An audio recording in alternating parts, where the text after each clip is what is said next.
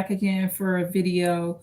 Or for another video. So, this video is going to be about financial disputes. And it was a video idea that I thought of because there was a brother and a sister that was having a financial dispute over rent. Okay. And sometimes you get wrapped up in the dispute and giving opinions and perspectives. And I try to be a peacemaker. So I'm not one of those people where if two people are venting to me about something, I try to come up with the peaceful solution. But at the end of the day, there's a shortage of money. Now, both of these individuals, they have a consistent flow of income. But this is the thing, their rent bill approximately is about, I think, like 470 something dollars a week. Okay. So if we add that up, that's almost, I mean, if you look at that in 4 weeks, that's, let me add it up, four, minimum 1600, um, right around somewhere around 1800. So, because I think that there was like taxes included or something. So if I go to my calculator right now and I add 470 a week, okay? 470 a week times 4. That's $1,880. And so what it did, it made me think of the past, right? And thank you so much for coming into the live. So this video is about financial disputes and debates and just the economy in general in the United States. So 2 bedrooms, a month-to-month lease, running about $470 a week, totals $1,880 a month. Okay, so let's start there. So as I'm going through the advice and, the bottom line is I'll compare this bill to how it used to be way back in the day when they had like 2 family flats and 4 family flats back in St. Louis, Missouri. So back then, the average rent was about anywhere from 2 to 500. And this could be for the entire house, y'all. It's like 4 apartments in one. That mortgage could run anywhere from 2 to 500. At the most, cap it off at 1,000. And you're talking about 4 units capped off at $1,000 at the most. Minimum 200 for like just a basic house in St. Louis, Missouri, way back in the day, and then $500. But an entire 4 family flat house, the renter mortgage could be $1,000, and that's it. So 4 entire families in a 4 family flat, and all of these males and ladies, they have a sufficient source of income. So see, the thing is nowadays, it's not that the income is always so bad. It's just that the bill is so high. So this particular brother and sister have a rent bill, month to month lease of $1,880. Yeah, and I'm so glad that someone just mentioned God, because I was just going to mention that. Amen. Amen. Let me read this comment here. So LTSL, let me see. It's little toilet. At its little toilet. ITSLILTOILET. So the comment says it's the relationship with God. Yeah, little toilet in the house. Yes. Thank you so much for tuning in to the live. So it's the relationship with God. And that's what I was going to remember to say, or that's what I was going to mention too. I was going to mention God because the thing is, we're paying for things in the United States that God has already given us for free. So you got to keep in mind. So thank you so much. Thank you so much for bringing that up so soon. It's a little Tally in the house. So thank you so much for bringing that up, because what happens is we lose sight of the spirit of greed. So, okay, I gave the example of the four family flat, 200, 500, 1,000. So let's average four families in a four family flat paying 1,000 a piece. Or no, bringing in 1,000 a piece. I'm sorry, take that off the table. Bringing in 1,000 a piece, just minimum income. 1,000 per family. So that's 4,000 a month. Okay. Now, if the rent is only 2 to 500 for the entire household, you don't have a problem paying that bill. So it's not that people are so trifling or so unemployed or such bums. It's just that $1,880 for 2 bedrooms of rent. That's very demonic, right? So, bringing back up regarding the Lord. So, we're paying for things that the Lord gave us for free. So, who's charging you is man. Man charges you, not the Lord. So, the Lord put us here. You got to remember, way back in the Bible days, they was exchanging cattle and horses and cows and stuff. So things functioned at one time without the paper money. So never forget that at some point paper money did not exist. And we had kings and queens, and people functioned just fine. We had tribes and everything. So as this brother and sister was confiding in me about the situation, and both of them were aware that I was listening, allowing them to vent, and trying to figure out some form of resolution for the problem. But there's no real resolution because the rent's too high.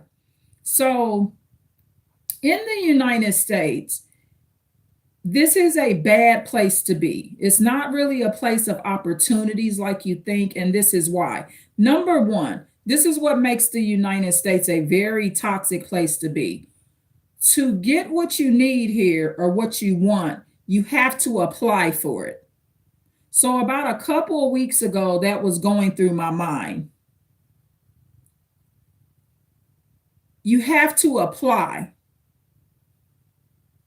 And so, and what happens with that? So, let me see. Karen Johnson said, "Hi, Goofy, AHHS.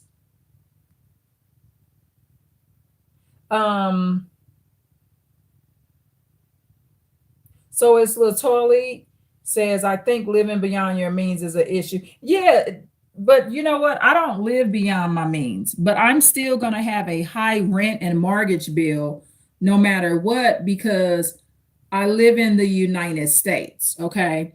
So what I don't do is I don't live above my means. I'm not in heavy credit card debt or none of that, because I already know that in the United States it's becoming impossible to live. So who is Karen saying hi Goofy? So who are you talking to? Hi Goofy, AHHS. What does that mean? Do y'all know what AHHS means?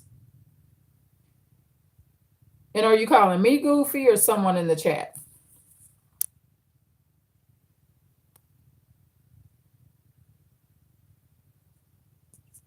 And then someone said, hi, Karen. So thank you so much.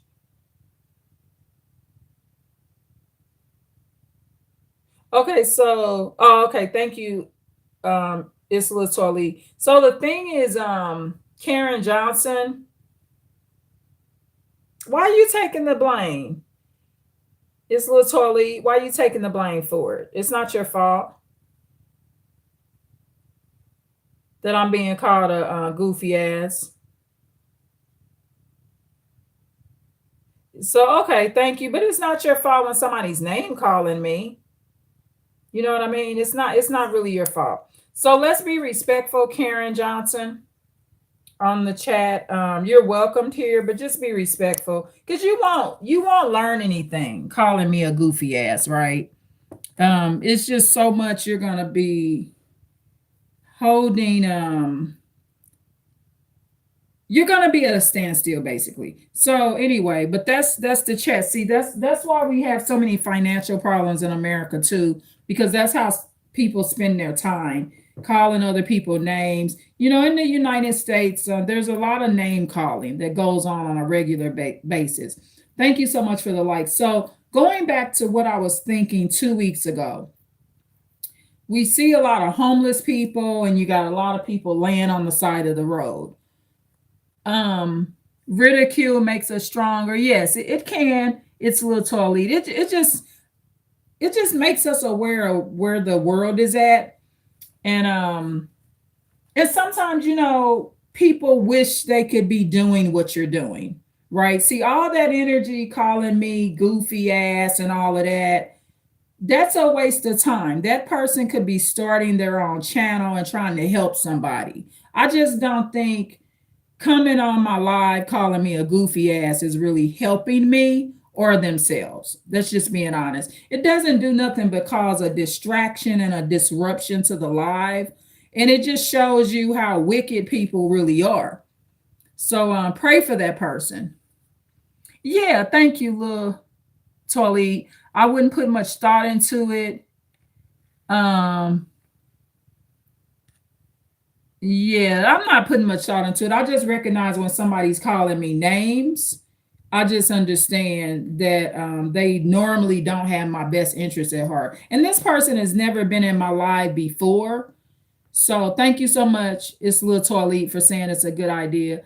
So that person, I haven't recognized them in one of my lives or in any of my comments. So you got the trolls and stuff that just come in here and start doing stuff like that. So anyway, this video, and this is after many, many years. I mean, I grew up thinking I was in a good financial place in this country.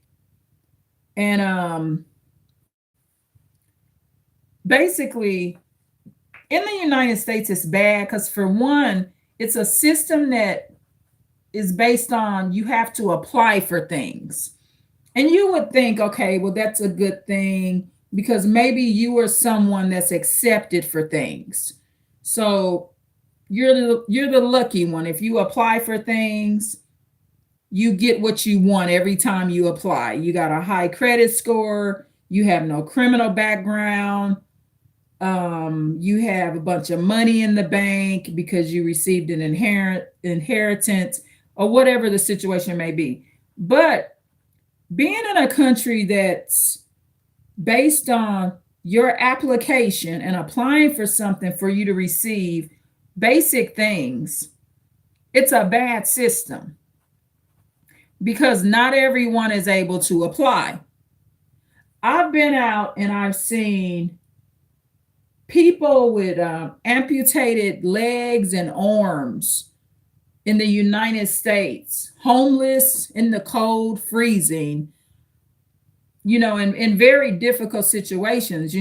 Some people have completely lost their mind. They can't speak, talk, or walk anymore. So, how do they apply for things? They need help. Okay. So, whether you believe it or not, just the fact of having to apply for things makes the United States a very bad place.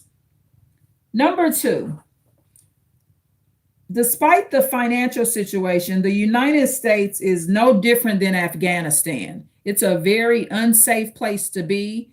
And when this live ends, I'm going to attach a video that I was watching of a lady that was thinking she was helping a 2-year-old or a toddler that was alone on the street. She pulled over to pick that toddler up to save that toddler, and three men came out of nowhere right in Mississippi. And ultimately, she was murdered and kidnapped. Kidnapped first and murdered next. So I will attach that video to the description box. So this is an unsafe place. That lady was leaving her job. So in the United States, you can leave your job and never be the same again. I mean, literally. So the United States is not the best place to be honest. So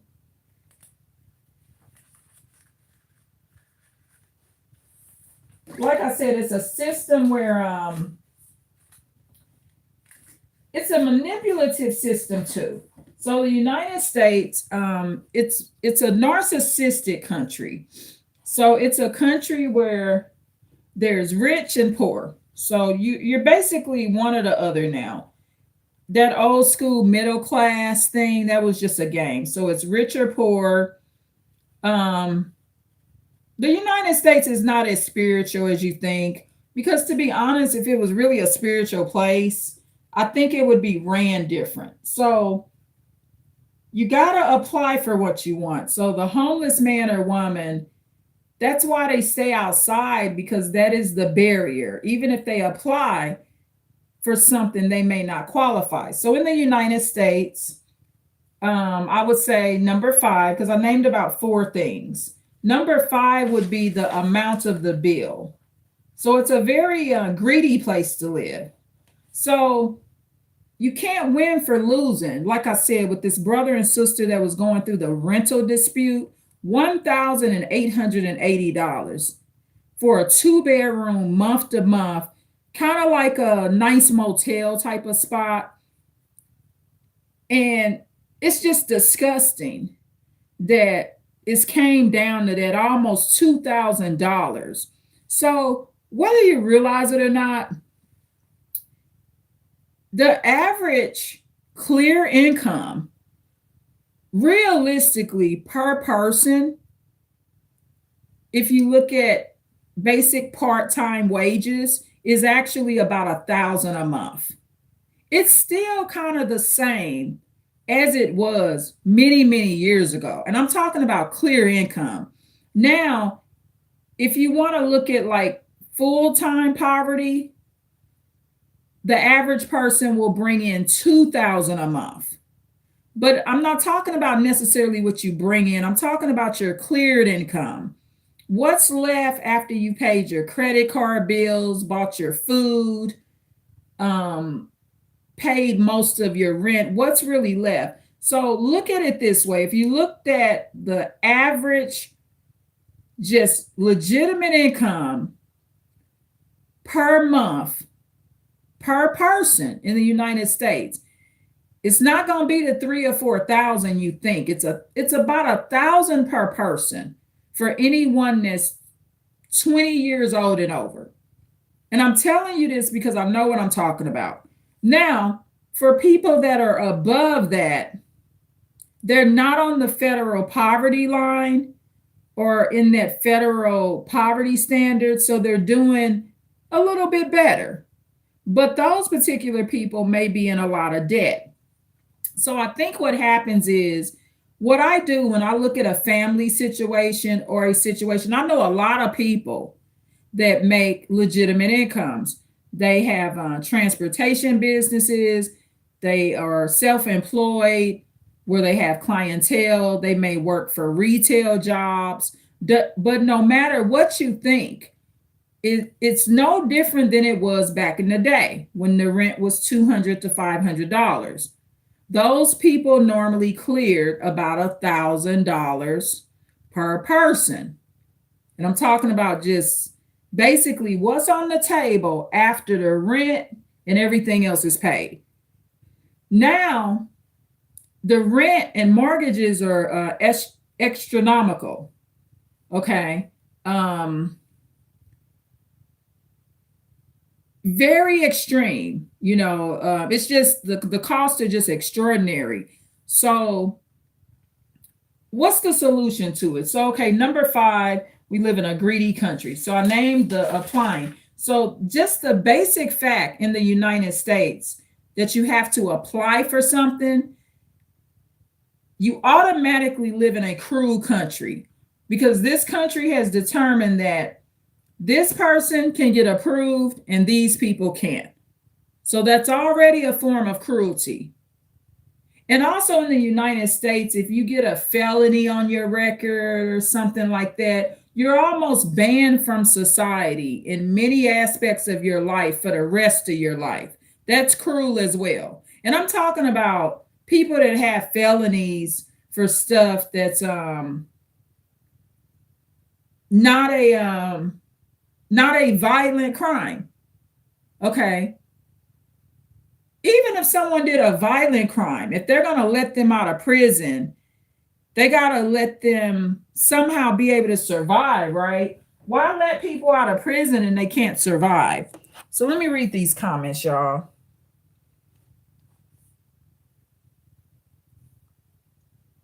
Okay, so it's little Torley says he's a holy roller. Are you a gentleman? It's little Torley, just to make sure. I think you are. I just want to make sure.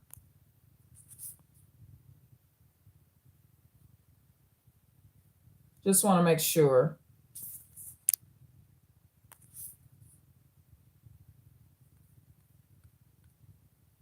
Okay, I'm reading the comments. So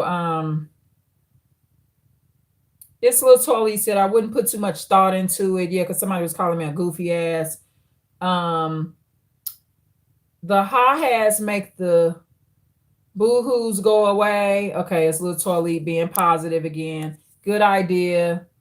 So it's little Torley says, I believe we all came from Adam and Eve and are born into the family God chooses and placed where we need to be, or placed us where we need to be. I agree with that.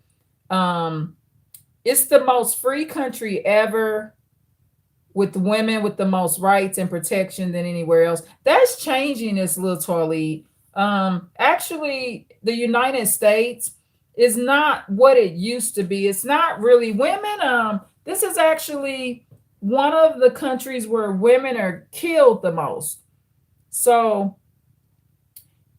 we don't live in a free country because, like I said, you have to apply for it, right? So believe it or not, some people apply for things their whole lives and they're denied. And then they end up on drugs and stuff like that. It's this is not a free country in the way that you think. This is a country that has segregation. So they were told in segregation, you can't use that bathroom. Does that sound like it's free? Now we're arguing over which restroom the transgenders could use and which restrooms the boys and girls should use. It's just a big nightmare. It's an advertisement that it's a free country. Free is the key word. Free. Does $1,880 in rent sound free? It's not free. It ain't free at all. It's not. Now, you could get a peace of mind and find that here and have a freedom as far as like being at peace if you live your life a certain way. But it's an advertisement that it's a free country. It ain't free at all. That's why the rents and mortgages are so high. That's why we got so many homeless people living on the streets like that. It's a country where you have to apply for things, which basically creates an environment where people are shunned from being able to function normally and safely in the United States. It's little Torley. Go anywhere else and expect the same freedoms. I could go somewhere else and my rent not be so high. You know, I could go to a third world country and take the risk of getting shot down and live in a tent and live outside for free while the war is going on. I wouldn't want to do that. It's things that I like about living in the United States, but it's not free at all. It's very expensive. It ain't free at all. This is a country where much of the time you almost can't always defend yourself. You know how many people go to prison for defending their lives? You know how many people in the United States are in prisons and jails that should not be there, that were running for their lives or fighting for their lives? It's not a free place. It's a place where other people determine your outcome. If somebody ran up on you right now and you had to flee for your life or save your own life, and your only option was to unalive that person to save your own life, now someone else has to decide if that was actually self-defense. And it may be decided that it was not true self-defense, or you didn't have the right to use deadly force because you were not a white person. The United States is a very biased place, y'all. We oftentimes want to use the word racism, but it's a very biased place. Anywhere where you have to have a ID to prove who you are and a social security card, and you have to apply. Everything I gotta apply for it. Everything. And that's really why I'm not where I should be. I should be in a way better place. But the application process, if I want to go to the bank and apply to get a YouTube studio, my credit score is not high enough. I might be able to pay the loan back, but I may not meet the credit score standard. And don't be somebody in the United States that's not a manipulator and user. Like, if you're not a manipulator and user and con artist in the United States, it's going to be very hard for you to be financially rich. Oh, and the United States is also a place where they taught you that the only way you rich is through money. And that's the biggest lie ever. It's millionaires and billionaires. They can't see, walk, or talk anymore. They can't even get up out of their beds tomorrow, that have billions and millions of dollars in the bank. And they suffer.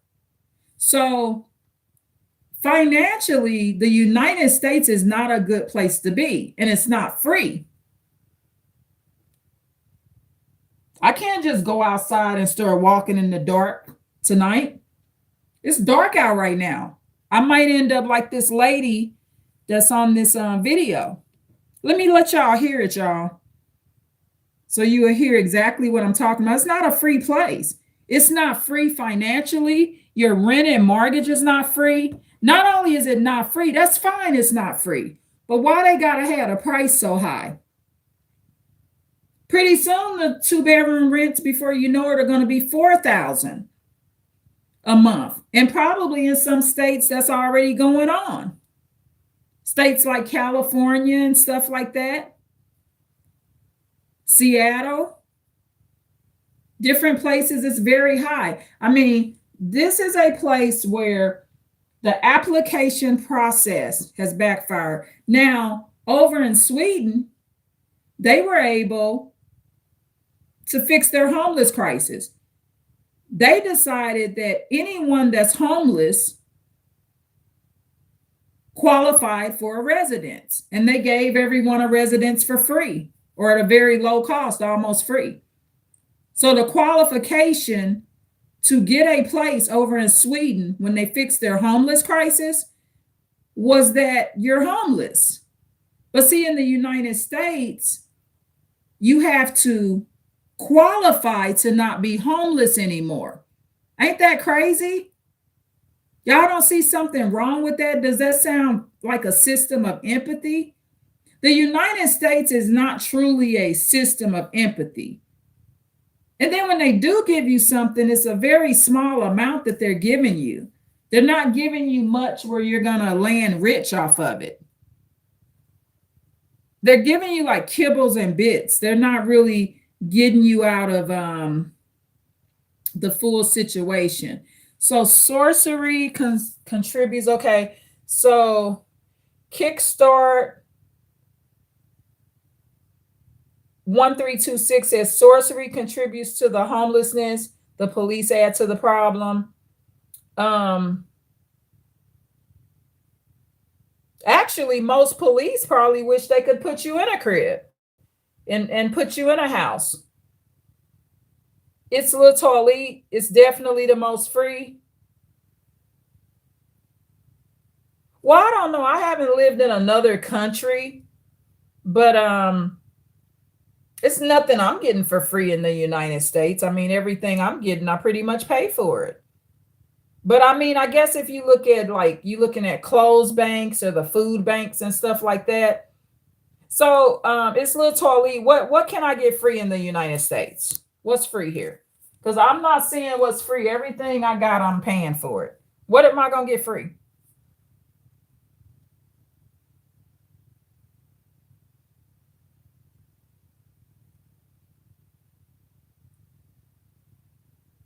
Nothing is free anywhere. Yeah. So what's free about it? Oh, you're talking about freedoms. Yeah, I mean, I know I'm saying that too. It's freedoms, but like I said, I can't go outside in the dark right now because I mean, in the United States, you can pick somewhat of your own destiny to make your situation better. However, I mean, look at what the Spanish people are going through. They're being picked up and grabbed and put in trucks and cars and made to leave. Some of them are leaving work and they saying they got their papers.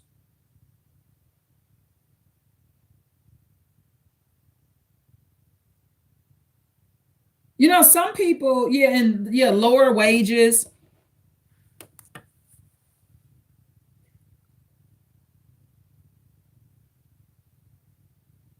Yeah, California, okay. It's Little Tally says California and New York don't speak for the world. But the wages are low everywhere and the rents are high. I mean, this rent and mortgage thing. And then the thing with the rents, most people don't qualify for a home. So, see, in the United States, you have to apply. And then if you don't qualify, you stay poor. And it's a greedy country. It is very hard for most people to get out of these situations, especially if they don't have a real big family. Most families nowadays are not very supportive. That's another thing. I would say number six, you know, in the United States, this is not really a family friendly, supportive country.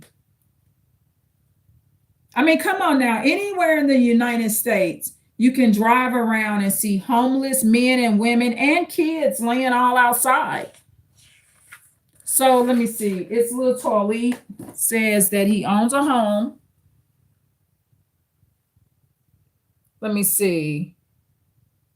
You own a home, you pay taxes on it. I technically won't own it if I don't pay the taxes. The taxes go to schools, roads, and police and teachers and all that. Yeah, it's true. And normally when you own a home, the government owns the land. So you can finish paying your home off, but if you don't pay your taxes, it sounds like your home may be paid off. If you don't pay your taxes, they're gonna take your house. That con artist scam move that's always been done in the United States. They've done it to elderly people for years and years. Like you done paid hundreds and hundreds of thousands on your house, minimum 100,000 or more. And then if you leave it to your kids or another relative, then they because someone didn't pay the taxes, they take your house. I know a married couple in St. Louis, Missouri right now. They paid on their house for many years.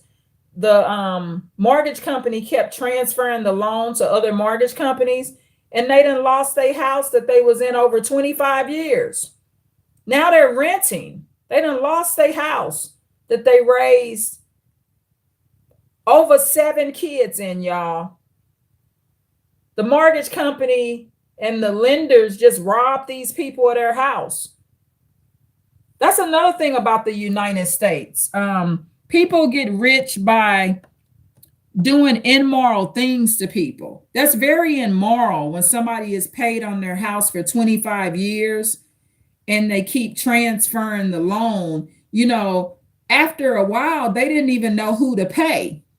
Every year, the loan was being flipped. So at some point, they lost track of, who do I pay? Who do I mail my payment to? Their home is gone. It was very sad to me. And both of these married people, they went through illnesses and stuff. They had sick kids and everything. These lenders didn't care. They didn't care at all. So the United States is not a good place. You got to come to reality. You know, don't go off the advertisements on TV. Another thing, it's so bad of a place now. One of the things I don't do anymore is vote for presidents. See, all of this, people didn't get their EBT, their food stamps, and in the United States, this is another thing. Let's add this to number 7. The United States is a place where other citizens, they enjoy your suffering and they make fun of it. The United States is filled with a bunch of sick ass people that enjoy your suffering and make fun of it. I've seen people get on YouTube videos saying they didn't care if the kids ate.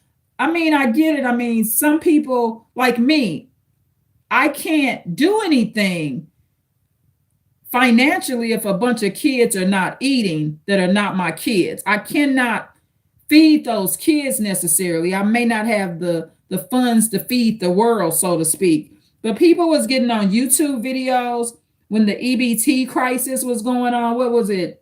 October, November, whenever all the videos was coming up about people not getting their food stamps, and people were saying that they didn't care about if people kids ate because it wasn't their kids. They were being honest. But those same people, some of those YouTubers, they were saying, well, you know, get off their ass and do what they need to do. But you live in a country in the United States where you have to apply for things. So see, some of those people, they have what you call barriers. I learned that when I was displaced, that I was displaced years ago. And I was very blessed, but the thing is, I was approved for things. So I applied and I was very lucky. I barely made it. I was approved and I qualified for things. But what I learned is so many people don't. I actually asked people that lived on the streets what happened to them. And you'll be surprised some of the stories that they'll tell you. Some of them lost their businesses. They lost their businesses and didn't necessarily qualify to rent a place. You know, to rent a place, this is the sick part. Like back in the day in St. Louis, Missouri, when they had all the 4-family flats and stuff like that, you weren't necessarily applying for it in the way that you are. You just talk to the owner. Hey, me and my family want to rent here. You come to the appointment in your church clothes and they see that you're a good family. You know, they know that Mr. Jones, them, and Mr. and Miss Brown know you. Everybody kind of know you in the community. You know, things was kind of like a word of mouth type of thing. So it's not a good country to be in. That's why it's so many sick, mentally ill, and people laying out on the streets. Because when you are in a country where you need to get what you want through applying for things and through applications, you may not be approved and you may not qualify. So that creates what you call a barrier. A barrier is what stops you from proceeding forward. It's a big brick wall. And once you have a barrier, most barriers in the United States cannot be conquered. This is the truth of it. Most of those people that I met during the time I was displaced when I lived in my SUV many years ago, many of those people are still homeless because they had a barrier that they could not proceed past, a big brick wall, because they were in the United States. That felony, that low credit score, that divorce, that mental illness, their disability, they're missing legs and feet, some of them. I was sleeping in my vehicle years ago when I was displaced, y'all, and let me tell you what the Lord showed me. The Lord taught me about being grateful. It was hot out there that day, but I was in a cool car. I had my air conditioner. I wasn't hot, right? So when I arose from my vehicle that day, I saw a man laying in front of McDonald's. He decided to sleep in front of the windows at McDonald's because McDonald's had closed, and his skin got stuck to the concrete. Okay. And when he arose off the concrete, his skin was still laying on the concrete because his skin melted into the concrete. Can you imagine getting up off the ground and your skin is still on the ground? Very, very sad situation, but that man has a barrier. And his barrier is he's so sad and depressed, he can no longer apply for anything. See, this is a bad place to live because he can't apply. He's so sick and out of his mind. So if he can't apply, he can't get approved. And it could be a lady that this happens to as well. If he can't apply, go through the application process, he won't get approved. He already knows he doesn't qualify. That's why he's sleeping on the sidewalk. So that's a major barrier. So this is how the United States is. It's a very unsafe and bad place to live. And now I always like to, and number 7 I named was people in the United States enjoy you losing things. Oh my goodness. It's no other country that you can watch video after video of people celebrating how the kids and adults won't get their EBT stamps or their food stamps. It was big celebrations. And it was YouTubers and many people happy about it, and they was raised on food stamps too. But see, what they doing is they forget where they come from. My grandmother didn't raise us on these systems.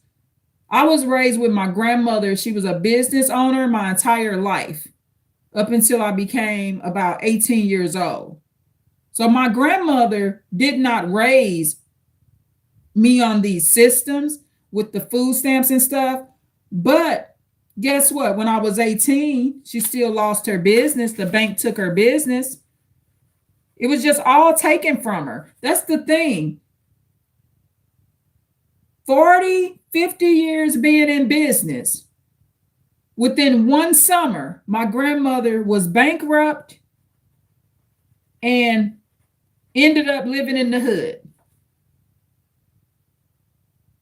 Right on Whittier, right in the hood. 40, 50 years in business. So I watched how in the United States you could be rich one minute and poor the next. Because they put you through schools your whole life and never teach you how to save money. That's another thing. In the United States, I would say number 8. This is a country where they waste a lot of your freaking time. A lot of your time is wasted in high school and stuff like that. Also, number 9, this is a drug addict country. It's a very dangerous place for your kids to be. It's a drug addict country. And it's number 10. In the United States, it's a system that's set up for good parents. Their kids are somehow conditioned not to obey your rules because of all these rights that these kids have to be disrespectful and assholes to decent parents. I'm not talking about parents that don't give a damn about them. It's a very hard place.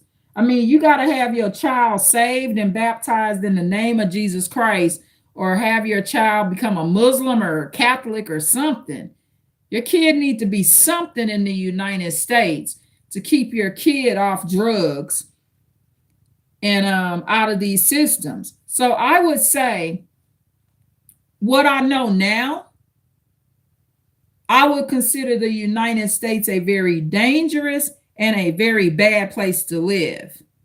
So what can we do to get over these systems? So I'll first start with where some of my compassion lies. For felons, okay, for people that have felonies that are blocked out of the United States systems and application processes that don't qualify, they're not approved. That's a major barrier.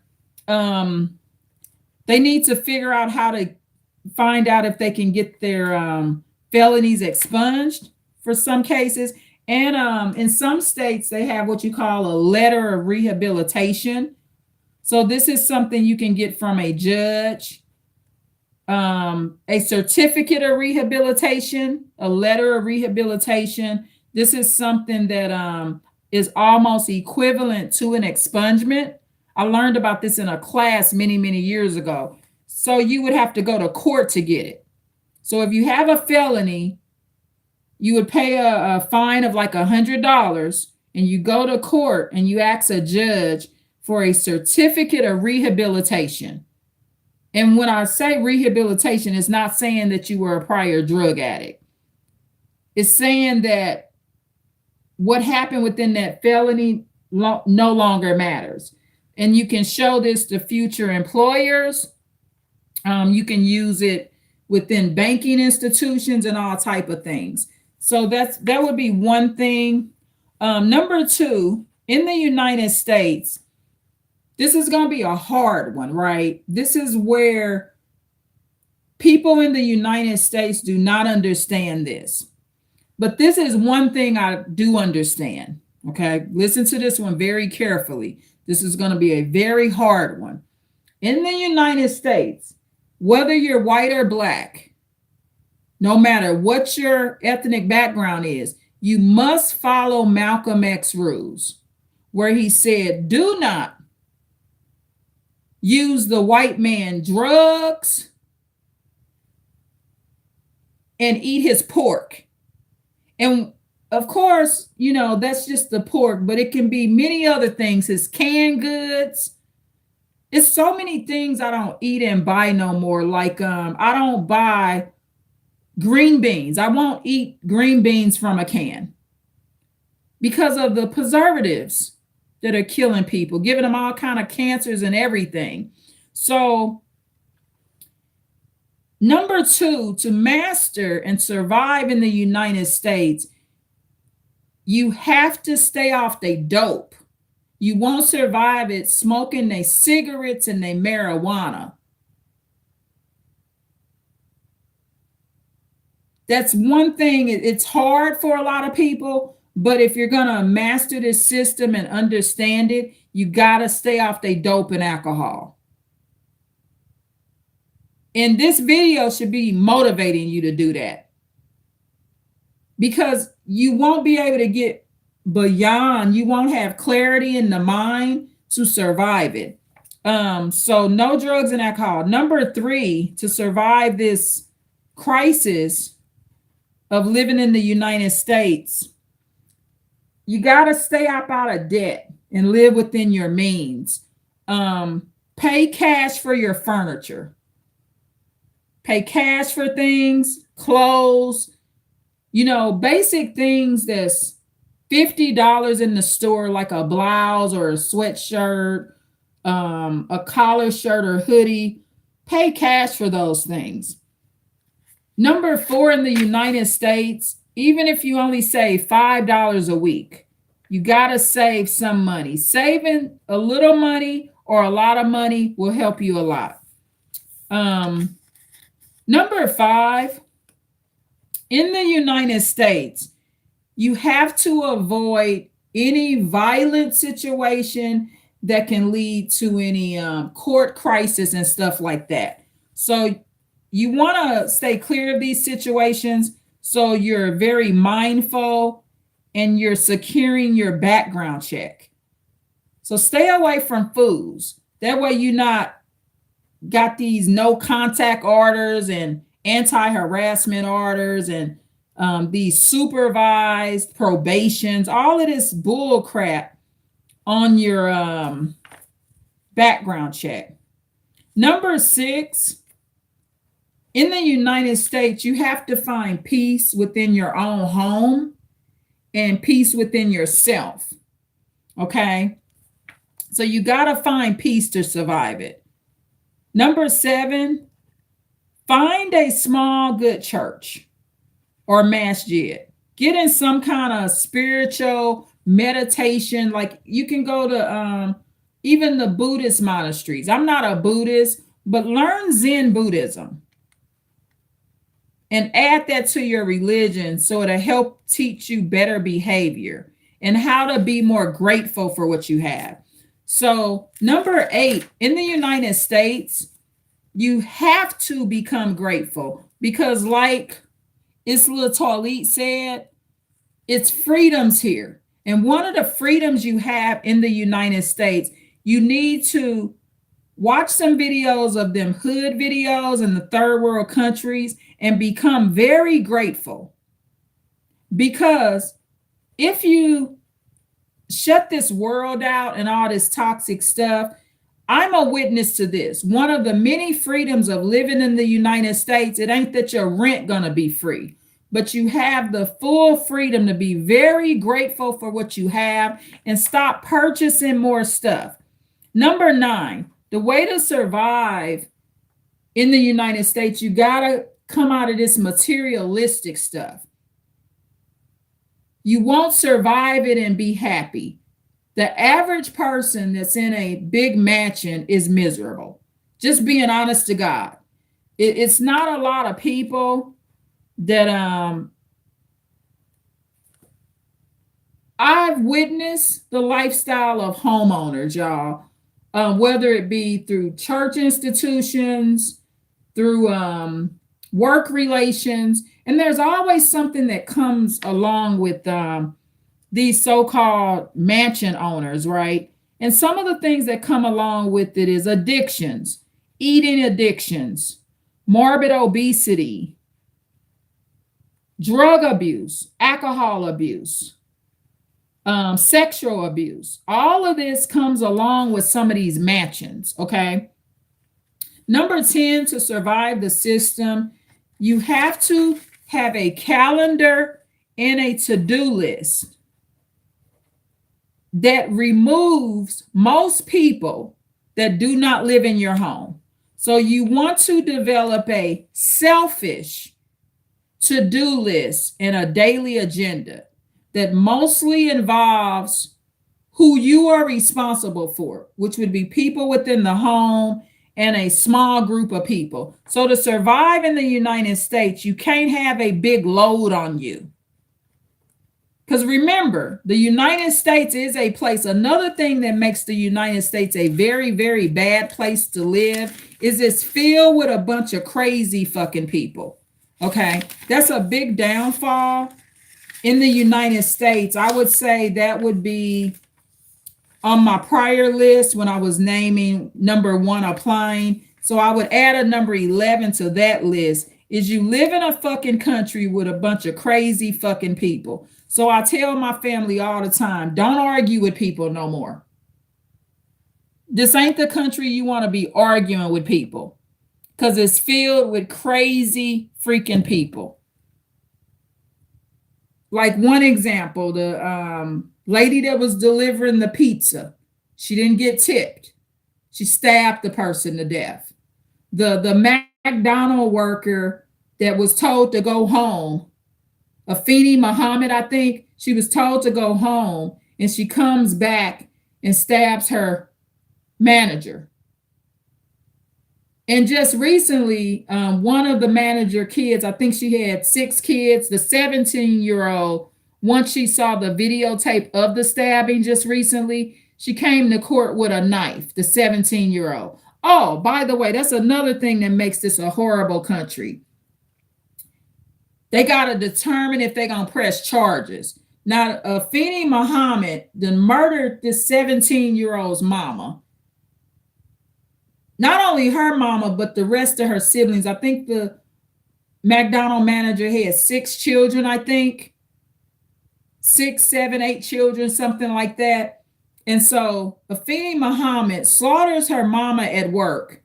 But since the 17-year-old then came to court with a knife, which this is appropriate, Afeni Muhammad then stabbed her mama up.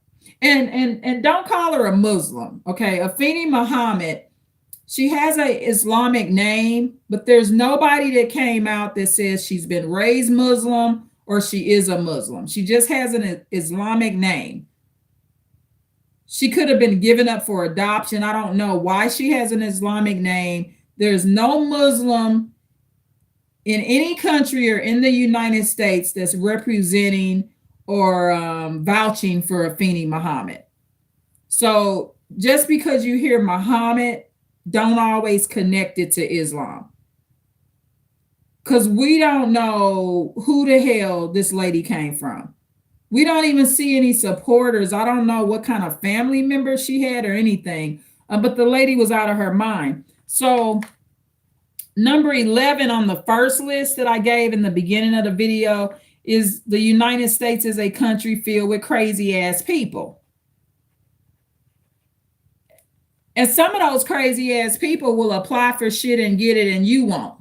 You'd be surprised. Number 12, if you go back to the beginning of the list, the United States is a very unfair country as well. It's a very unfair place and it's filled with favoritism. You get this because you're light skinned. You get this because you're dark skinned. You get this because you're white and tall. You get this because you black and handsome. You don't get this because you lived in the projects. You don't get this because you're an older black lady. You know, it's all these, you can't get this anymore because now you're elderly. This damn United States is a country that bans you on a regular basis for any freaking reason that they so choose. So that would be number 12 of reasons that this is a bad place. But remember, I'm going to go back into the list of things to help you fend it off because I like to give solutions. So I gave the idea on the felonies. If you have a felony in your state, go to court, pay a filing fee, and file for a certificate of rehabilitation. Don't listen to them when they say they ain't got nothing like that. They absolutely do. Most states have it. They keep it private. They have a lot of red tape on it. It's still a situation where if you a white man, they're going to give it to you. If you a black man, they're going to say they don't know what the hell you talking about. Here on the West Coast, they actively have this. And felons are flaunting their certificate of rehabilitations and getting what the hell they need and removing some of that barrier off of them. So number 2, you got to stay off the drugs. When Malcolm X said, don't do the white man's drugs and dope, it applies to white men as well. Initially, Malcolm X was talking to black men, but not doing the white man's drugs or dope. The white man needs to listen to the same advice in today's world. Number 3, pay cash for things to survive this system. Save money, even if it's just $5.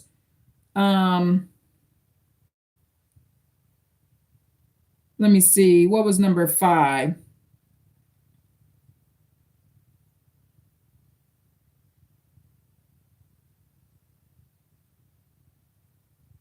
I don't remember. I named 5, 6, and 7. So you can go back and see what that was. Number 8, be grateful. Number 9, the addictions of people that do have homes. Let me see. Oh, number 7 was learn Zen Buddhism. Find a small church. I think number 5 was just focus. I think number 5 might have been focus on your circle and who's in your house. I think that was what that was. Keep your circle kind of small. I'm almost I'm thinking that's what that was. So let me see. Other things to survive. Let me see. Number 10. Oh, no, never mind. That's not number 5. Number 10. Number 10 was that a to-do list. Don't have a big load. You know, in the United States, it's filled with insane people. So it's an easy place to become insane. Number 11 is survive and learn about herbs like St. John's wort, things like that. Herbs that help with anxiety, because even if you're not diagnosed with anxiety, living in the United States is a heavily filled and fast-paced anxiety system. So Nature's Bounty, St. John's wort, I will testify to it, 3 milligrams. You can take up to 9 milligrams a day safely. Usually doesn't have any side effects, and will make it where you may not need prescription meds. Number 12, okay, that, learn what your important herbs are. Magnesium, 500 milligrams, capsules. Get your vitamin D in, a multi-daily vitamin. Another thing, with herbs and vitamins, I will never take this stuff every day. Like I'm not a pill popper. So if I take vitamins, I'll take them for a week. Watch popping pills every day. I'll make that number 12. Don't become a pill popper. Number 13, to survive this system, you got to understand inflammation-based diseases and what causes headaches, the importance of staying hydrated, drinking your water, and a lot of illnesses in the United States begin with inflammation. Understanding the importance of a 500 milligrams ibuprofen, prescription ibuprofen, understanding the power of that. If more people was aware of that long time ago, they wouldn't be in wheelchairs. Many people in the United States, they're in wheelchairs and morbidly obese because they did not understand inflammation. So that would be number 13. Okay. But don't pop ibuprofens very often. But understand mucus and inflammation is the killer in the United States. And it will have you sick earlier, unhealthy, and getting second opinions with doctors and stuff. So I would say that would be number 13. So number 14, to survive in the United States, you gotta walk. Look up on YouTube 10 reasons to walk. Number 15, look up the average weight and go to the rush.edu calendar, and it will give you the average weight for normal, overweight, and obese. And if you're not on that chart, you are morbidly obese. Understand the appropriate weight you should be. That's one of the things a lot of people in the United States don't know anymore. They don't know what freaking weight they should be. Okay. I know what weight I should be. Am I the weight I should be? No, I could lose about 15, 20 more pounds. but at least I know what weight I should be. So, number 15, you want to fight this toxic system in the United States by understanding how to physically provide for yourself. Number 16, I ain't going to tell nobody in the United States to get a freaking gun. I don't own a gun, and I'm glad I don't, because I may be sitting in the penitentiary right now. I've had a few people piss me the fuck off. So the United States is filled with a bunch of crazy ass people. So I ain't gonna tell you to buy a gun. 16 will be, if you ain't got a gun, don't go buy one. The Lord will take care of you. I ain't never been attacked to the point where I almost been beat to death. None of that's happened to me, and I am not a gun owner. Learn how to fight. Okay, I'm not a gun owner. It's more fun to beat somebody's ass with your own fist. Just box their ass, knock them out, be done with them.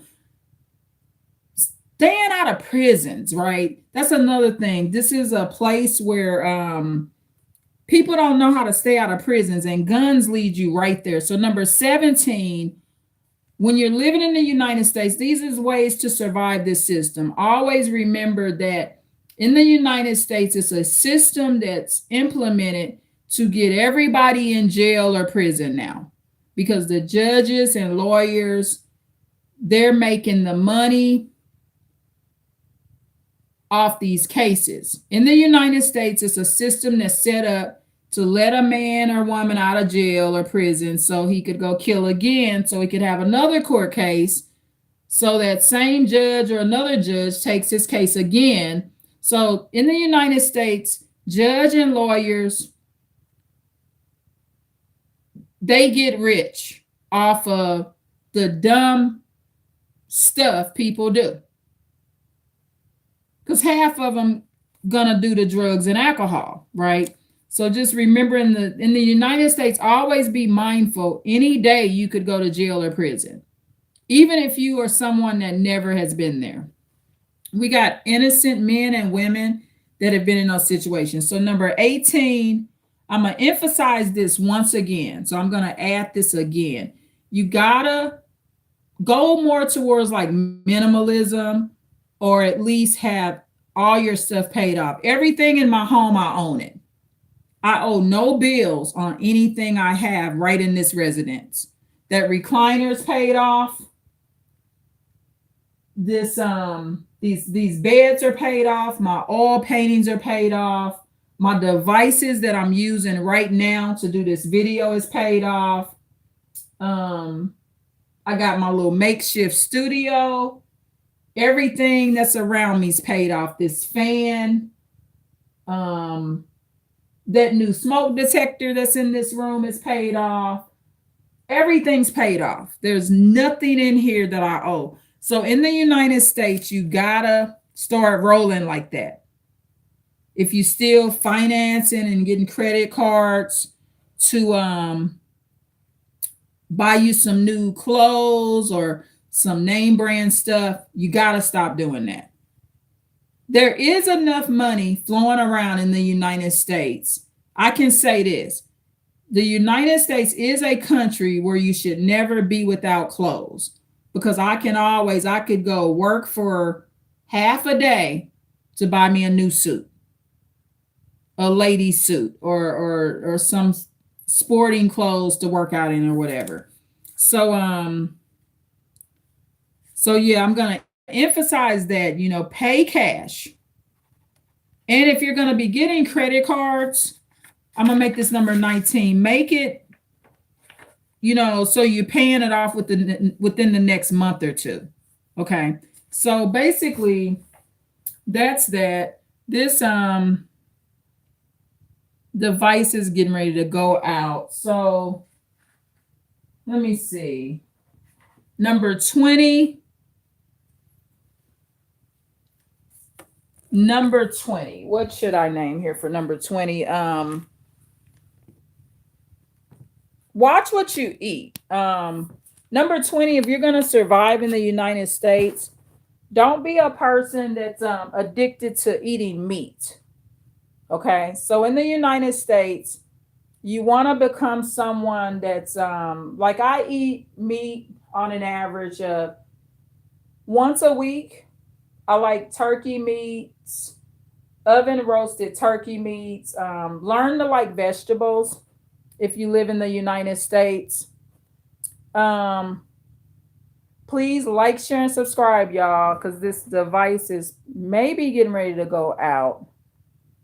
I hope not. So if it does, please like, share, and subscribe. Let me see if it's gonna go out. Yeah, I think it is. So if it does, fair use, y'all. Well, no, I didn't do anything. There's no fair use on here. I'm losing it because I think my device is getting ready to cut out.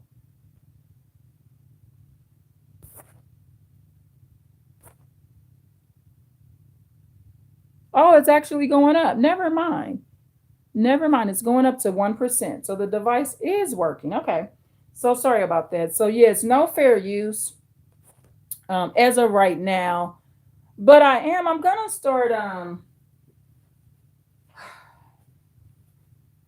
let me name one more. Germs. In the United States, the way to offset and become financially stable, pray. Pray and keep germs away. Um, be more naturally clean. In the United States, you want to learn natural cleanliness, not just generally taking care of your skin and stuff like that, and not being dirty underneath all the stuff in the United States that you can put on wigs and all the clothes and socks and stuff like that. So prayer and general cleanliness, but I'm going to say this once again. In the United States, the fact that you have to apply for things, it's a very toxic system. And there will be people in the United States that will apply for things for years and years, and they will not be accepted. It's called red tape, y'all. You live in a country where you're being given a hard time, and there's a lot of red tape that is set up for most people to be poor, and the few elite or rich people, they're getting rich off your poverty. And it's been like that. I mean, and this ain't the first time you've heard this, but I'm just giving you some ideas. What's more important than money in the United States, you will find, is your prayer life. And in the United States, I'm going to testify to this. It is a place where you can develop genuine peace and happiness if you stay out of debt and try to come up with some sort of plan of how you're going to get out of these excessive increasing rent and mortgage crises. A lot of people have figured it out. They moved their whole family off the grid. Some people have went back to just hunting for food. Some people say, forget it. I'm not buying no more meat in the grocery store. I'm getting my shotguns and my hunting license, and I'm just going to go out here and hunt now. I don't know how to hunt, but some people are actually doing that and surviving and living that way. So yeah, so hopefully this video helped a lot. And yeah, and Isla Toilet, thank you so much for the comments.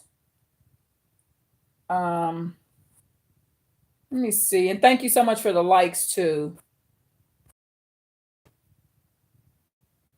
Someone, so Kickstart 1326 PBJ, I don't know what that means, but thank you so much for the comment. Even if it's not a good comment, thank you so much for the comment. I'm hoping it's good. So thank you so much for the comment.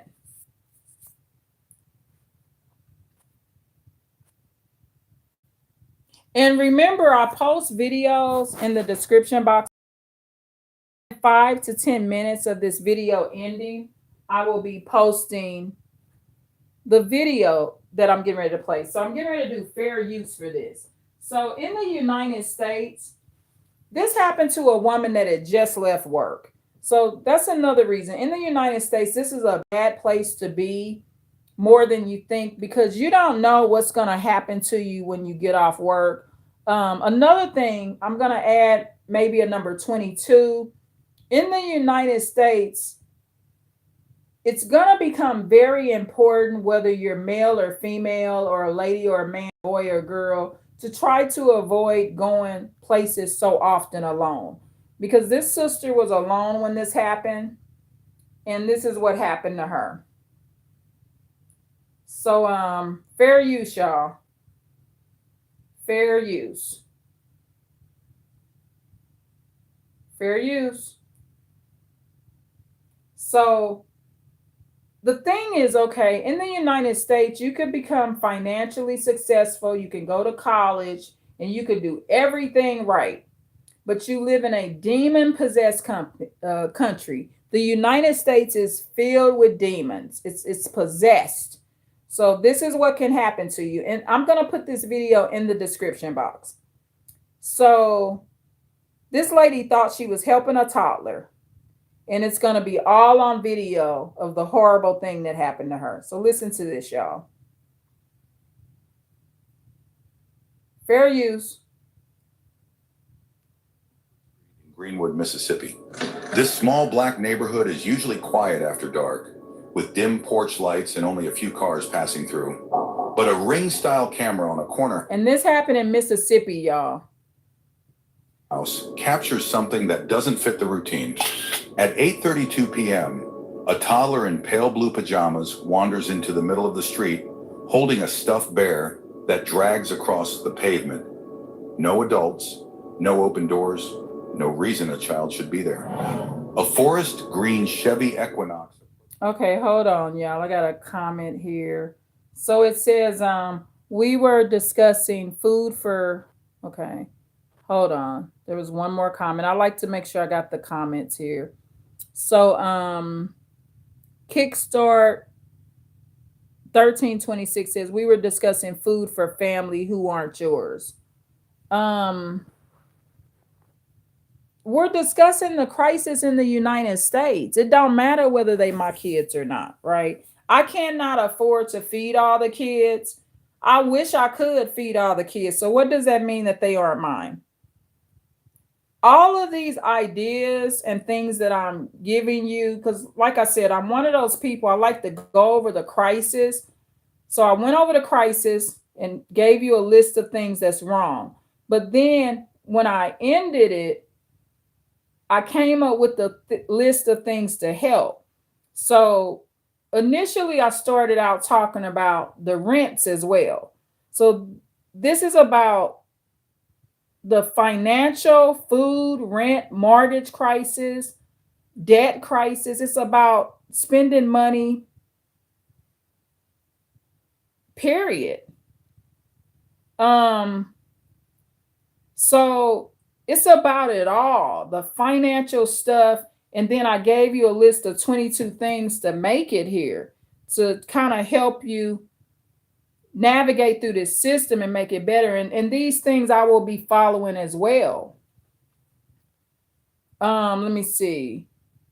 Kickstart 1326 says prison food is affordable somehow. Yeah, but a lot of prison and jail food is garbage.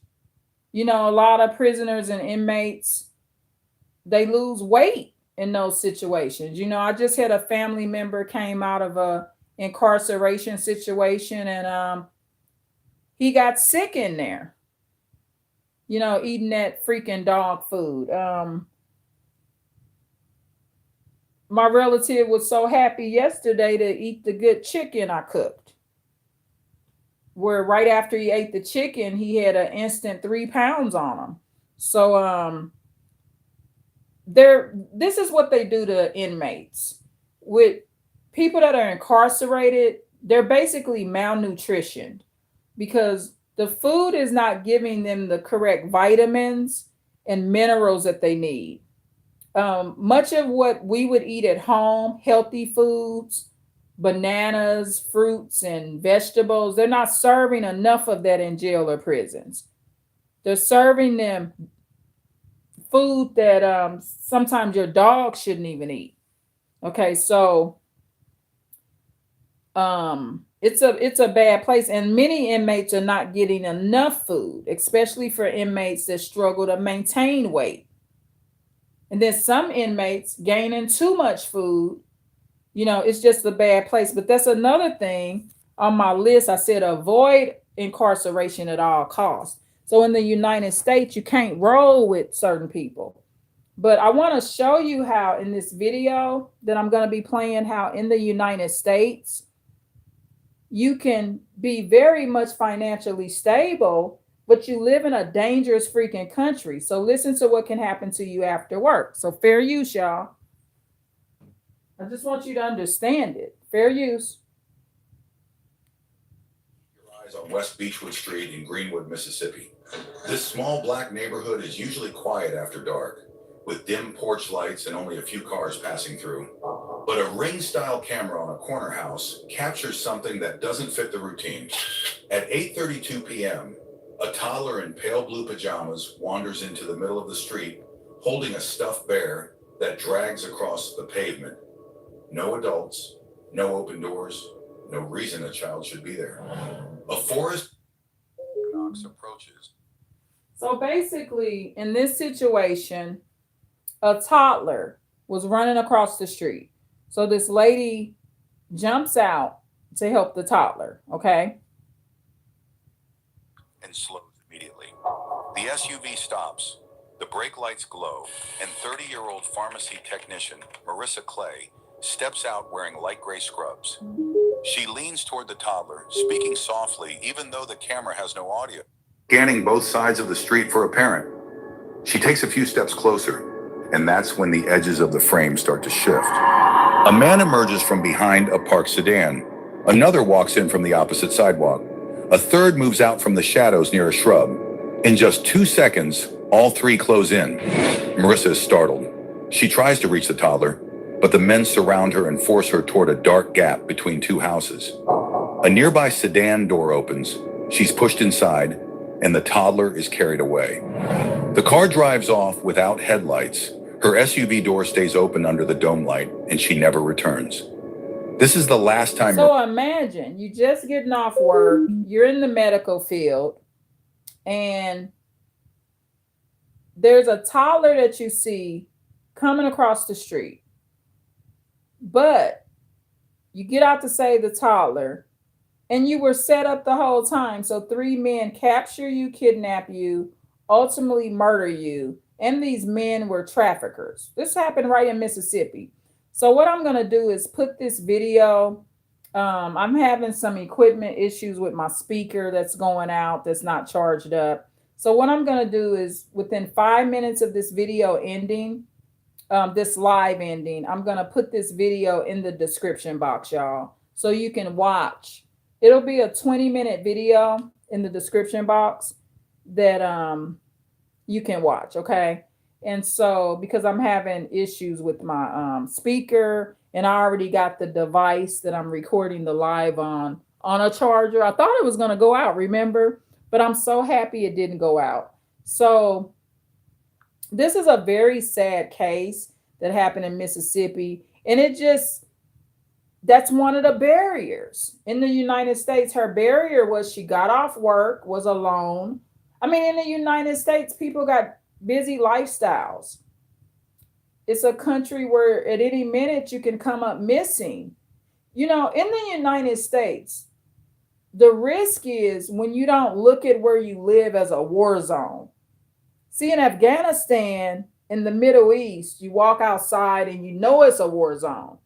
But the United States is nothing but a covered up war zone. It's a war zone, but it's an environment where it's like let's pretend that it's not a war zone. And so many people get hurt. So one of the barriers of living in this country is this type of stuff, and you never know when it's going to happen to you. So another suggestion to add to maybe make it 23, 24, 25, whatever you want to count it as, is I'm not saying become a hermit and stay in the house, because you can't do that. You got to go out, but create patterns that are not so predictable. When you live in the United States, you don't want to be the person that every night at 9 p.m. I go to the store alone. I was watching many years ago John Wash show, The Missing. You know, his son Adam was murdered many years ago. And there was this big black gentleman that was on the John Wash missing show. He was a 200, 300 pounds, probably like 300 pounds. I think his name was like Big Bo or Bobo or whatever his nickname was. He's still missing right to this day. You know, when you get on the missing with John Wash, you have a legitimate background where you was not a drug dealer. You know, he's not covering like the missing criminals. He's covering like people that was living a righteous lifestyle and like came up missing. And so I was looking at that like this big black, handsome, chubby black man, at least 275 pounds to 300 pounds or more. He got kidnapped basically. That's what happened to him. He was out. I don't know who jumped out of a van or whatever and got him, but they got him. He's been gone. So this is the consequence of living in the United States. So you got to understand where you're living and how to navigate through it. And one of the things I do is I don't have predictable. My schedules are not anything people can just predict all the time. I switch my schedule up so no one can be like, she's easy to stalk or do something to, you know. So yeah, just keep that in mind, y'all. This is a dangerous country. And I'll put this video down in the description box. And I wanted to play the first part of it. So this is what I'll do. I wanted to at least let you hear 5 minutes of it. So this is what I'll have to do. I'll take this off here. Okay, I know how I'll do it. That way you'll know what you're watching, okay? Keep your West Beechwood Street in Greenwood, Mississippi. This small black neighborhood is usually quiet after dark, with dim porch lights and only a few cars passing through. But a ring-style camera on a corner house captures something that doesn't fit the routine. At 8:32 p.m., a toddler in pale blue pajamas wanders into the middle of the street, holding a stuffed bear that drags across the pavement. No adults, no open doors, no reason a child should be there. A forest green Chevy Equinox approaches and slows immediately. The SUV stops, the brake lights glow, and 30-year-old pharmacy technician Marissa Clay steps out wearing light gray scrubs. She leans toward the toddler, speaking softly even though the camera has no audio, scanning both sides of the street for a parent. She takes a few steps closer, and that's when the edges of the frame start to shift. A man emerges from behind a parked sedan. Another walks in from the opposite sidewalk. A third moves out from the shadows near a shrub. In just 2 seconds, all three close in. Marissa is startled. She tries to reach the toddler, but the men surround her and force her toward a dark gap between two houses. A nearby sedan door opens. She's pushed inside, and the toddler is carried away. The car drives off without headlights. Her SUV door stays open under the dome light, and she never returns. This is the last time Marissa Clay is seen alive. Has Kyra texted you back? Sorry, y'all, that's a commercial.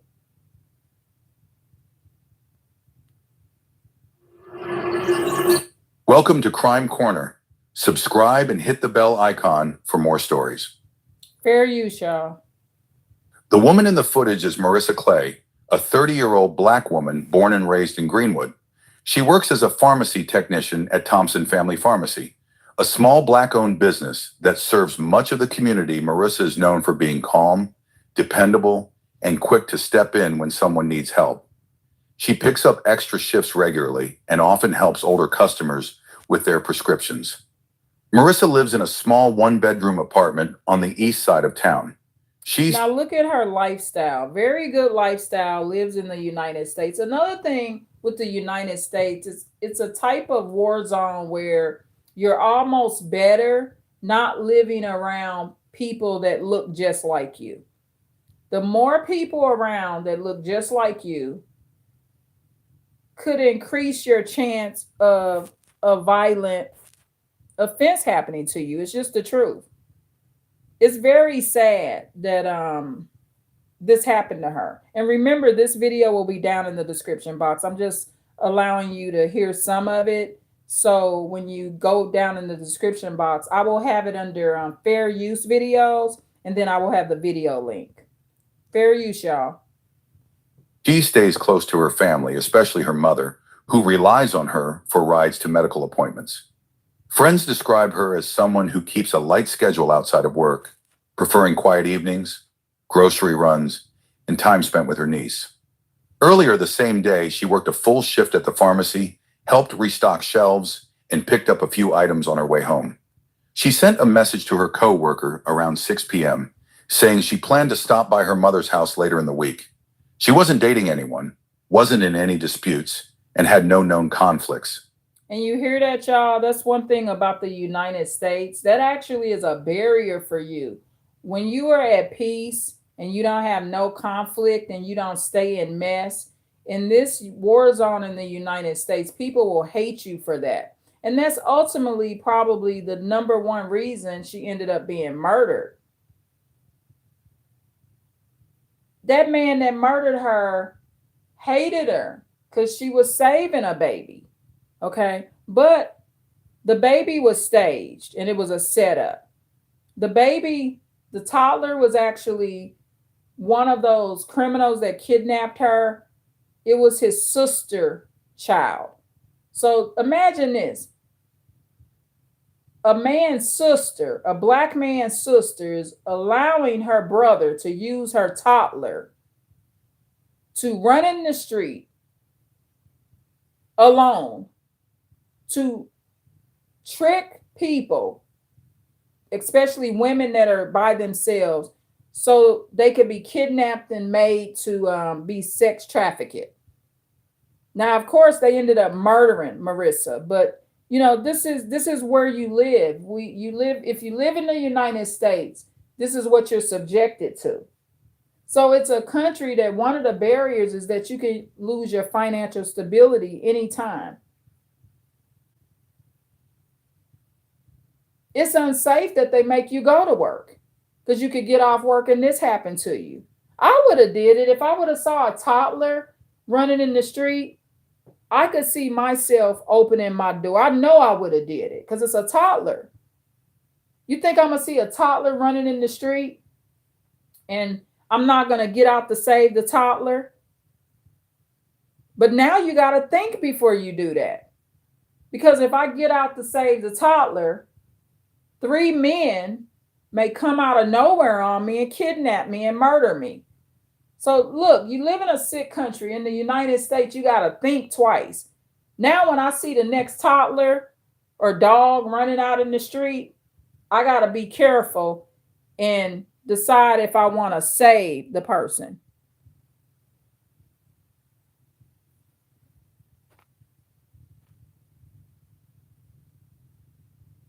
So someone says, let me see what this comment says. Someone says you might have to feed it. Kickstart 1326. What needs much more than that? I mean,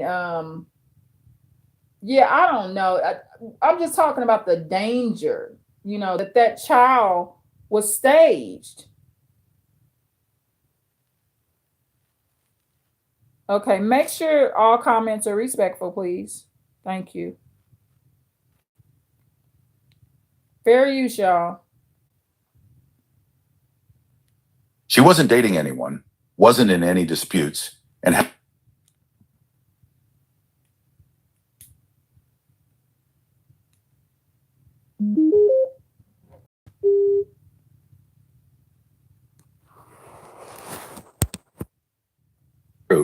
taking the neighborhood street she always used to avoid the main road construction. The three men seen in the footage are part of a small trafficking crew that had been passing between towns across Mississippi for months. Their names are Ernest Tate, Lamarcus Bell, and Javon Reese, all of whom have prior records tied to drug distribution and burglary. Recently, investigators learned they'd shifted to targeting women traveling alone by using deceptive tactics. The toddler belongs to Shelby Tate, Ernest's younger sister, who has a long history with Child Protective Services. She often brings the child along when the group travels, using the toddler to lower suspicion when they scout neighborhoods. Witnesses in other towns reported seeing the same group circling residential streets late at night, sometimes parking with their lights off for long periods. A few people mentioned seeing a toddler wandering near them on 2 different occasions. But in those cases, drivers avoided stopping and the crew drove away. None of these incidents were linked or reported in time to prevent what happened next. On the day Marissa disappeared, the group drove into Greenwood from Indianola. They circled 2 neighborhoods before choosing West Beechwood Street because the street was quiet, the yards were open, and the line of sight from the porch cameras was limited. Their plan depended on a woman stopping. Marissa's final hours looked like any other weekday. After clocking out at 5 p.m., she stopped by the corner grocery to pick up milk, eggs, and paper towels. Cameras captured her parking, walking inside and paying at the register. She wasn't followed in the store. She didn't interact with anyone unusual. She drove home to drop off her groceries, stayed for about 30 minutes straightening up, and then decided to run to a nearby convenience store for a few items she forgot. And remember, in the United States, we do this on a regular. I mean, I do this when I'm out alone. I mean, because you don't see war trucks and army trucks. I mean, you don't realize you're in a war zone. What happened to her might not even happen to her in a third world country when they're in a war. She might have survived a war zone before she survived in the United States. And remember, link all this to money. So you got to remember, in the United States, when you're going out to earn your money, you're in danger, male or female, especially if you're alone without other adults with you. You're in danger.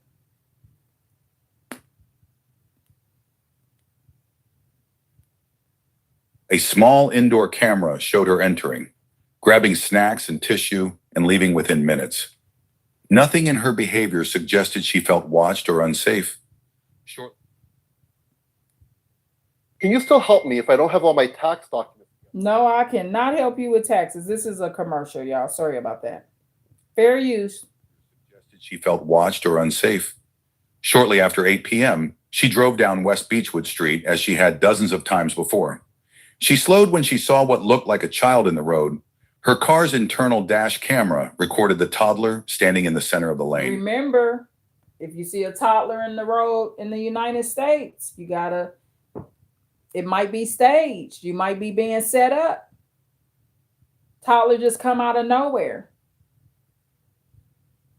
It's horrible that this toddler's mother, I think her name, they'll say her name, I think it was like Shelby. It's so sad that she used her baby to set a lady up.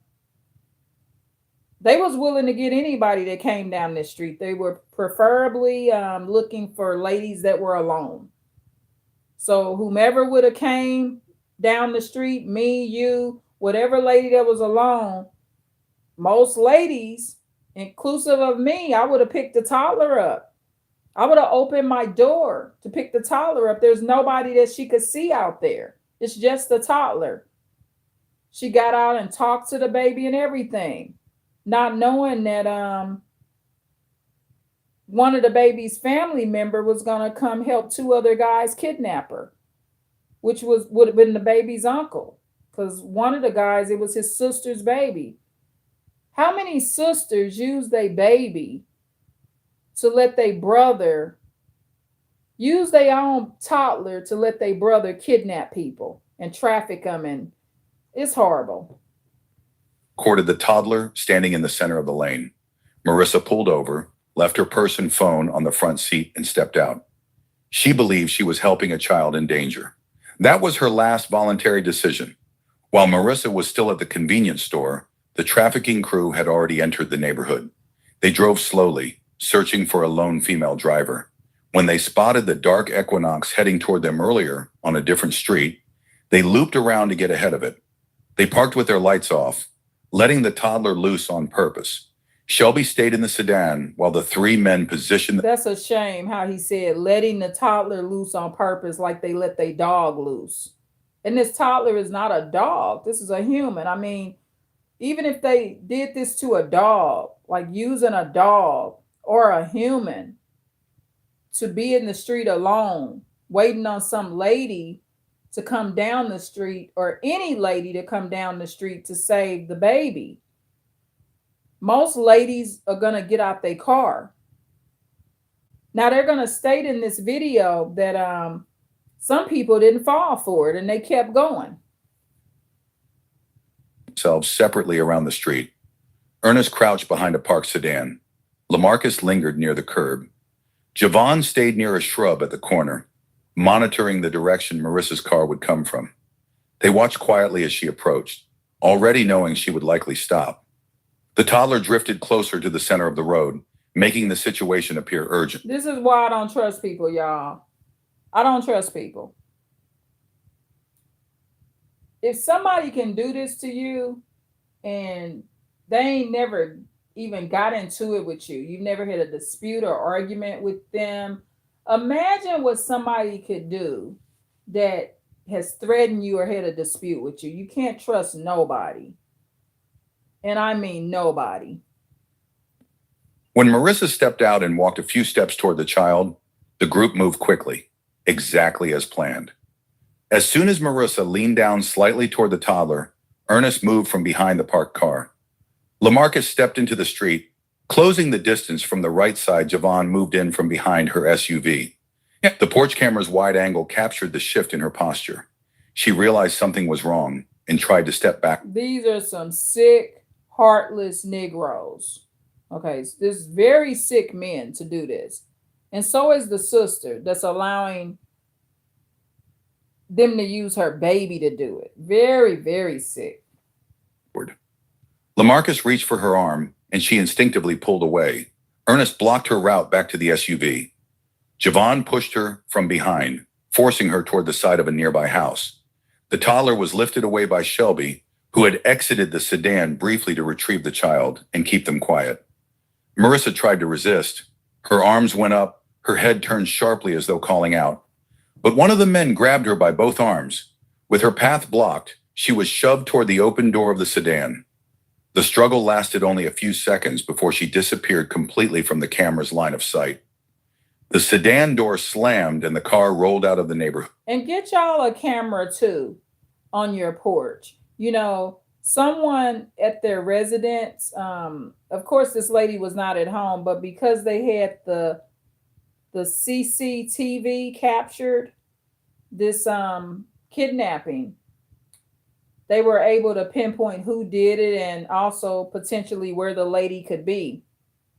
So having a porch camera and, you know, having those cameras, you could have someone's kidnapping recorded. I mean, it's unfortunate that it happened, but at least her murder is solved.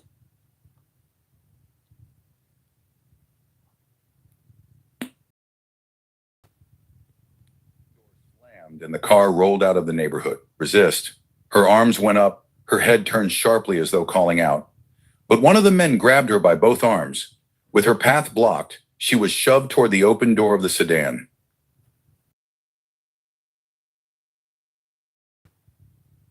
The struggle lasted only a few seconds before she disappeared completely from the camera's line of sight.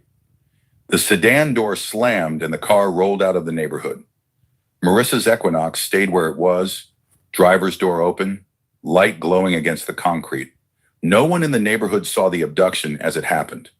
After forcing Marissa into the back seat, they restrained her with zip ties and kept her head down to avoid being seen. She was taken to a vacant rental house on the outskirts of town that the group had been using for storage and temporary hiding. She remained alive for some time after the abduction. According to the confession, Marissa pleaded with them to let her go and told them her mother would be looking for her Ernest claims she recognized him from an earlier day when he used an ATM near her workplace, which made him panic. Inside the rental house, the men argued about what to do. The argument escalated, and Ernest struck her several times, causing her to fall against the floor. The assault continued until she lost consciousness. Ernest strangled her because he believed she would identify him. The group then moved her body into the crawl space under the house, covering the opening with loose boards and debris. None of this was visible on camera. It only came to light after the arrest. After leaving the rental house, the group split up responsibilities. Shelby took the toddler to a relative's home outside the city. LaMarcus drove Marissa's Equinox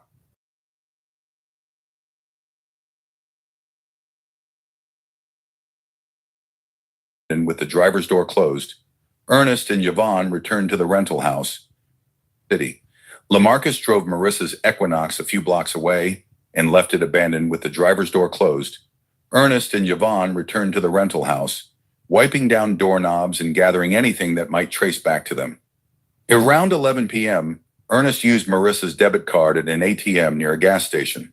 The machine recorded a clear image of his face when he leaned forward to enter the PIN. This became one of the most important pieces of evidence later. By morning, they had left Greenwood entirely, driving toward Yazoo City while discussing whether they needed to relocate again. Marissa's body remained hidden beneath the rental house for 2 days before anyone knew where she was. When Marissa didn't arrive at work the next morning, her co-workers immediately noticed. She had never missed a shift without calling. They tried calling her. In the United States, y'all, no matter what your religious life is, one of the best prayers that I will strongly support is the Lord's Prayer. You might not like using the word evil one very often, but the part of the prayer in the Lord's Prayer that says, deliver me from the evil one, that's a very important prayer to use when you're living in the United States. It will help you, okay? It's a prayer that I utilize and I have utilized since I was a child. And it means just what it says, the part of the prayer, deliver me from the evil one. That's what it means. So a lot of times, you know, when you leave work, pray, and it may help you with some of these situations. Some people pray and something still happens, but just do your prayer, y'all.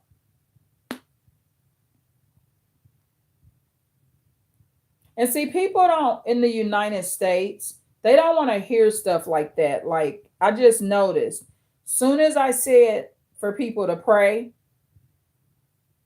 people don't believe that it works. So the 3 people that was just on the live, they got off the live because I'm telling them the truth.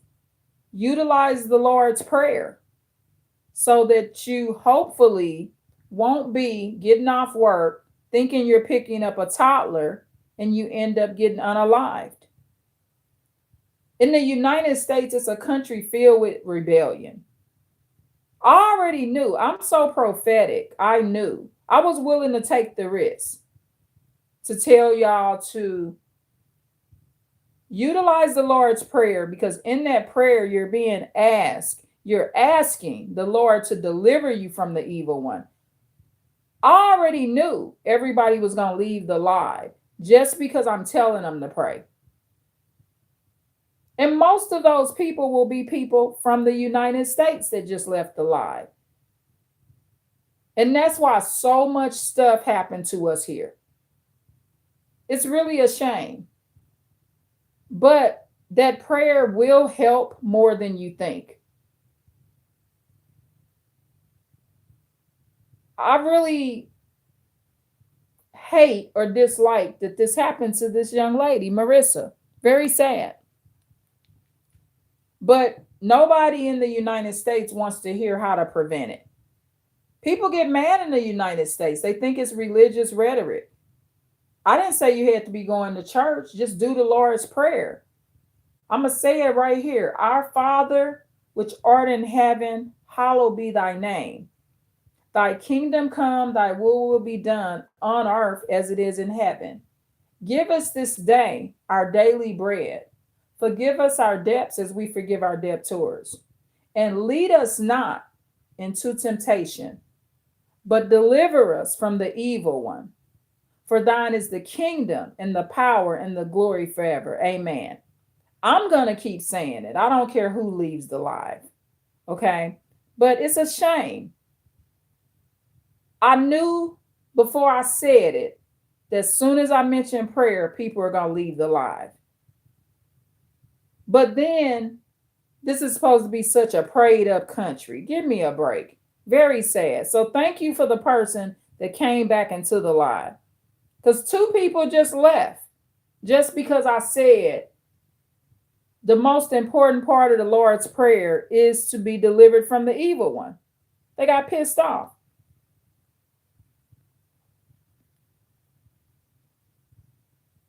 People in the United States don't want to hear what's right.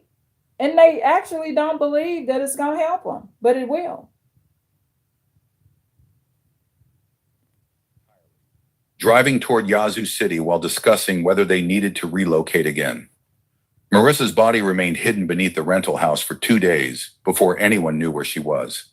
When Marissa only came to light after the arrest, several times causing her to fall against, Marissa pleaded with them to let her go and told them her mother would be looking for her. Ernest claimed she recognized him from an earlier day when he used an ATM near her workplace, which made him panic. Inside the rental house, the men argued about what to do. The argument escalated, and Ernest struck her several times, causing her to fall against the floor. The assault continued until she lost consciousness. Ernest strangled her because he believed she would identify him. The group then moved her body into the crawl space under the house, covering the opening with loose boards and debris. None of this was visible on camera after the arrest. After leaving the rental house, the group split up responsibilities. Shelby took the toddler. So the video that I'm playing will be in the description box. So within 5 to 10 minutes of this video ending, this fair use video that I'm going over will be in the description box, y'all. May y'all have a blessed day. The Lord loves you so much. And I'm talking about a good Lord, the one most high.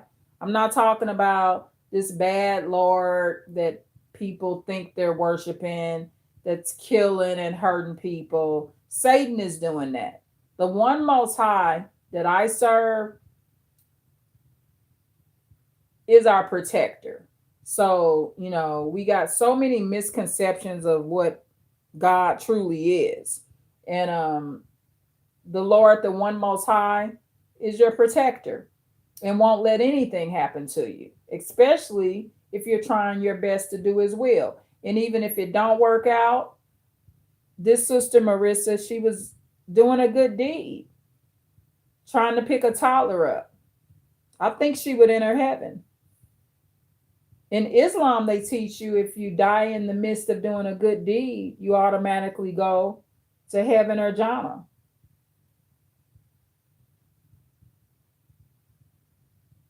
I'm going to pray right now that Marissa enters heaven just for pulling over to protect a toddler. She didn't know that it was staged and it was a setup. She just didn't.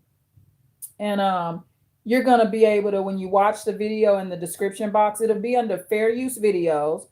Remember, when you click on the description box, make sure you click more, and then in the description, click more as well. So anyway, please like, share, and subscribe, y'all. Thank you. Bye. Have a great day.